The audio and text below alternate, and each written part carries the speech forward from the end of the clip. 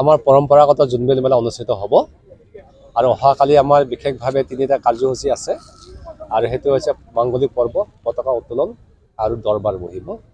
আৰু সৌভাগ্যৰ কথা, দৰবাৰত আমাৰ জনপ্ৰিয় মুখ্যমন্ত্ৰী ডক্টৰ হিমন্ত বিশ্ব শৰ্মা উপস্থিত থাকিব। মধ্য অসমৰ 22 গৰাকী তিৱা ৰজা উপস্থিত থাকিব। তাতে তেখেতে ৰাজভাতা প্ৰদান কৰিব আৰু সাংস্কৃতিক অনুষ্ঠান এটা আমাৰ অনুষ্ঠিত হ'ব। আৰু পিছৰ দিনাখন আমাৰ আকৌ লগতে পাহাৰৰ লোকসকল নামি আহিব, মানে অহাকালি। আৰু পিছৰ দিনাখন আমাৰ পৰম্পৰা যি বিখ্যাত বিনিময় প্ৰথা সম্পাদিত হ'ব। আৰু এইবাৰ কাৰ্বি আংলঙৰ পৰা 61খন গাঁও নামি আহিব আৰু মেঘালয়ৰ পৰা 20ৰ পৰা 25খন বা 30খন গাঁও নামি আহিব। তেখেতসকলে সাজু হৈছে আৰু সেইটো উদ্বোধন কৰিব বিনিময় প্ৰথাৰ মেলাখন আমাৰ মৰিগাঁও সমষ্টিৰ বিধায়ক শ্ৰীযুত ৰমাকান্ত দেউৰীদেৱে। আৰু সেইদিনাখন সাংস্কৃতিক অনুষ্ঠান হ'ব আৰু আমি পাতিছোঁ সেইদিনাখন জোনবিল সাংস্কৃতিক উৎসৱ পাতিছোঁ। সেইদিনাখন বিভিন্ন জনগোষ্ঠীৰ সাংস্কৃতিক লোকনৃত্যবিলাক পৰিৱেশন কৰা হ'ব। তাৰপিছত শেষৰ দিনাখন গোভা ৰজাই প্ৰতিটো ৰূপত কৰ সংগ্ৰহ কৰিব আৰু এটা আমাৰ কবিতাৰ মেল পাতিছে এখন তিৱা ভাষাত আৰু অসমীয়া ভাষাতে কবিতা পাঠ হ'ব সেইদিনাখন। আৰু শেষত আমাৰ দৰবাৰ বহিব আৰু মেলা অন্তিম হ'ব। আৰু আমি আশা ৰাখিছোঁ সকলোৱে মানে ইতিমধ্যে সকলোৱে সহায় সহযোগ কৰিছে, জিলা প্ৰশাসনেও কৰিছে, তিৱা কাউন্সিলেও কৰিছে আৰু আমাৰ স্থানীয় বিধায়ক শাৰীৰিকভাৱেও আৰ্থিকভাৱেও সহায় কৰিছে তেখেতে। আৰু মৰিগাঁও সমষ্টিৰ বিধায়কক সহায় কৰিছে। সকলো পক্ষৰ পৰা সহায় সহযোগ পাইছোঁ আৰু জিলা প্ৰশাসনে উগুৰি খাই লাগিছে যাতে মেলাখন সাফল্যমণ্ডিত হয়। এনেধৰণে আশা ৰাখিছোঁ, মৰম চেনেহ পাইছোঁ। জোনবিল মেলা যিহেতু সমন্বয়ৰ প্ৰতীক নহয় জানো, সকলোৰে মিলন ক্ষেত্ৰ, সকলোৱে ভাল পায়। আৰু আমি এইবাৰ দাবী এটা উত্থাপন কৰিছোঁ আমাৰ জনপ্ৰিয় মুখ্যমন্ত্ৰীৰ ওচৰত, যিহেতু জোনবিল মেলা অতিকৈ অৰ্থনৈতিকভাৱে দুৰ্বল জোনবিল মেলা কমিটি। আমি যিহেতু শ্ৰমদান কৰিহে বহুত কাম হয় আমাৰ বা বিষয়াসকলৰ, গতিকে তেনে ক্ষেত্ৰত আমি এটা কৰ্পাছ ফাণ্ডৰ ব্যৱস্থা কৰক এই বুলি কৈছোঁ। আৰু লগতে গোটেই অসমৰ লোকসকল আহে ইয়াতে, তেওঁলোকে সদায় পৰামৰ্শ এটা দিছে যে জোনবিল মেলাখন ইমান ভাল, পাহাৰ ভৈয়ামৰ ইয়াত সকলো লোক আহে, আমিও এটা উপভোগ কৰিব বিচাৰোঁ। গতিকে এদিন যদি চৰকাৰী বন দিয়ে আমাৰ কাৰণে ভাল হয়। গতিকে চৰকাৰী বন এটা ঘোষণা কৰিব লাগে বুলি পেলাই আমি এবাৰ মেম'ৰেণ্ডামত উল্লেখ কৰিছোঁ। আৰু ৰজাসকলৰ মানে ৰাজভাতা বৃদ্ধি কৰিবৰ কাৰণে আমি এটা উল্লেখ কৰিছোঁ এনেধৰণৰ।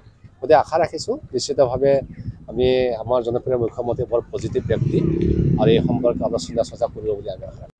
আমাৰ পৰম্পৰাগত জোনবিল মেলা অনুষ্ঠিত হ'ব আৰু অহাকালি আমাৰ বিশেষভাৱে তিনিটা কাৰ্যসূচী আছে আৰু সেইটো হৈছে মাংগলিক পৰ্ব, পতাকা উত্তোলন আৰু দৰবাৰ বহিব। আৰু সৌভাগ্যৰ কথা, দৰবাৰত আমাৰ জনপ্ৰিয় মুখ্যমন্ত্ৰী ডক্টৰ হিমন্ত বিশ্ব শৰ্মা উপস্থিত থাকিব। মধ্য অসমৰ 22 গৰাকী তিৱা ৰজা উপস্থিত থাকিব। তাতে তেখেতে ৰাজভাতা প্ৰদান কৰিব আৰু সাংস্কৃতিক অনুষ্ঠান এটা আমাৰ অনুষ্ঠিত হ'ব। আৰু পিছৰ দিনাখন আমাৰ আকৌ লগতে পাহাৰৰ লোকসকল নামি আহিব, মানে অহাকালি। আৰু পিছৰ দিনাখন আমাৰ পৰম্পৰা যি বিখ্যাত বিনিময় প্ৰথা সম্পাদিত হ'ব।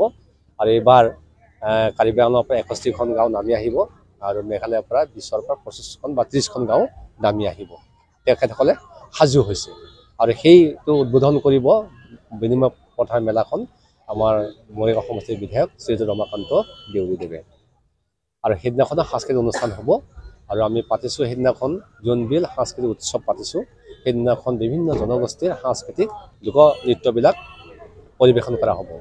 তাৰপিছত শেষৰ দিনাখন গোভা ৰজাই প্ৰতিটো ৰূপত কৰ সংগ্ৰহ কৰিব আৰু এটা আমাৰ কবিতাৰ মেল পাতিছে এখন তিৱা ভাষাত আৰু অসমীয়া ভাষাতে কবিতা পাঠ হ'ব সেইদিনাখন। আৰু শেষত আমাৰ দৰবাৰ বহিব আৰু মেলা অন্তিম হ'ব। আৰু আমি আশা ৰাখিছোঁ সকলোৱে মানে ইতিমধ্যে সকলোৱে সহায় সহযোগ কৰিছে, জিলা প্ৰশাসনেও কৰিছে, তিৱা কাউন্সিলেও কৰিছে আৰু আমাৰ স্থানীয় বিধায়ক শাৰীৰিকভাৱেও আৰ্থিকভাৱেও সহায় কৰিছে তেখেতে। আৰু মৰিগাঁও সমষ্টিৰ বিধায়কক সহায় কৰিছে। সকলো পক্ষৰ পৰা সহায় সহযোগ পাইছোঁ আৰু জিলা প্ৰশাসনে উগুৰি খাই লাগিছে যাতে মেলাখন সাফল্যমণ্ডিত হয়। এনেধৰণে আশা ৰাখিছোঁ, মৰম চেনেহ পাইছোঁ। জোনবিল মেলা যিহেতু সমন্বয়ৰ প্ৰতীক নহয় জানো, সকলোৰে মিলন ক্ষেত্ৰ, সকলোৱে ভাল পায়।